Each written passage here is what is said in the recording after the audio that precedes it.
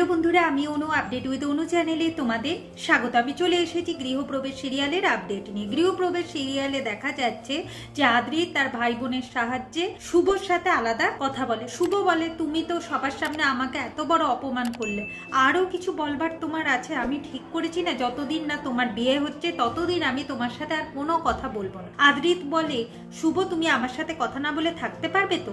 শুভ মনে মনে জানে যে আদ্রিতের সাথে কথা না বলে সে থাকতে পারবে না, সেটা সে আদ্রিতকে বলে, কিন্তু কিছু করবার নেই, তাকে কথা না বলেই থাকতে হবে। মনে মনে এটাও ভাবে দুর্বল হলে চলবে না। এরপর আদ্রিত শুভকে তার ভালোবাসার কথা, শুভ সেটা শোনে, শুভ কারণ শুভ মনে মনে আদ্রিতকে ভালোবাসে, কিন্তু সে বলে এইসব কোনোদিনই হবার নয়, আদ্রিতদা তুমি এগুলো সব ভুল ভাল ভাবছো। এই বলে সে ঘরে চলে যায়। ঘরে গিয়ে ভাবতে থাকে যে হ্যাঁ, সে মনে মনে আদ্রিতকে ভালোবাসে, আদ্রিতের প্রতি তার অনুভূতি আছে, কিন্তু সে হলো পুরোহিতের মেয়ে আর আদ্রিতদা হলো মালিক পক্ষের ছেলে। এটা কোনোদিনই হতে পারে না। আর আমার জন্য রায় পরিবার ভেঙে যাবে, ঝামেলা হবে, আমি সেটা কোনোভাবেই মেনে নিতে পারবো না।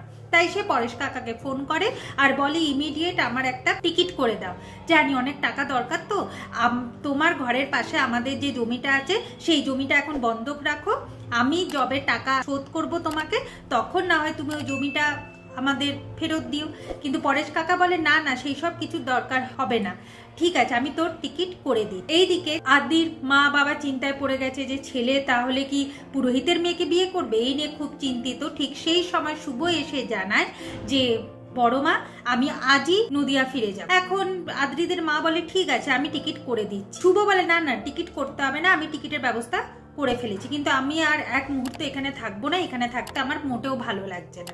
আদির মা তো বিশাল আনন্দ পায়, সে শুধু ভাবে আদিকে আমাকে নিউ ইয়র্কের থেকে বাইরে পাঠাতে হবে, কারণ শুভ চলে যাবে সেটা তো আদি মেনে নিতে পারবে না, আবার একটা ঝামেলা বাঁধবে, তাই ওকে নিউ ইয়র্কের বাইরে পাঠিয়ে আমি শুভকে বিদায় করি। তাহলে আদি আর জিনিয়ার বিয়েতে কোনো বাধা রইল না।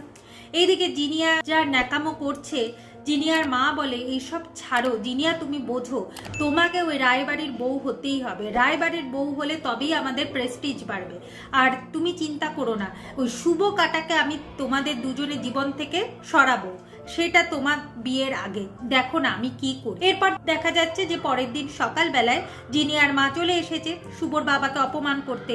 শুভর বাবাকে যাচ্ছে তাই বাবা অপমান করে, তার মেয়ের নাম করে, কারণ উনি নাকি তার মেয়েকে লেলিয়ে দিচ্ছে আদ্রিতের জীবনে যাতে এন্ট্রি পায়, সে যেন এই রায়বাড়ির বউ হতে পারে। কিন্তু জিনিয়ার জীবন নষ্ট করে সেটা কোনোভাবেই হতে পারে না। কত ডলার দরকার, কত ডলার হলে আপনি আপনার মেয়েকে নিয়ে এখান থেকে পালাবেন, আমার মেয়ে আর আদ্রিতের জীবনে বাধা হয়ে দাঁড়াবে না আপনার মেয়ে, সব নানান কথা বলতে থাকে। এরপর আমাদের শুভ খুব রেগে যায় আর চিৎকার করে ওঠে। আগামী পর্বে দেখা যাচ্ছে এইসব শুনে শুভর বাবার শরীর খুব অসুস্থ হতে থাকে।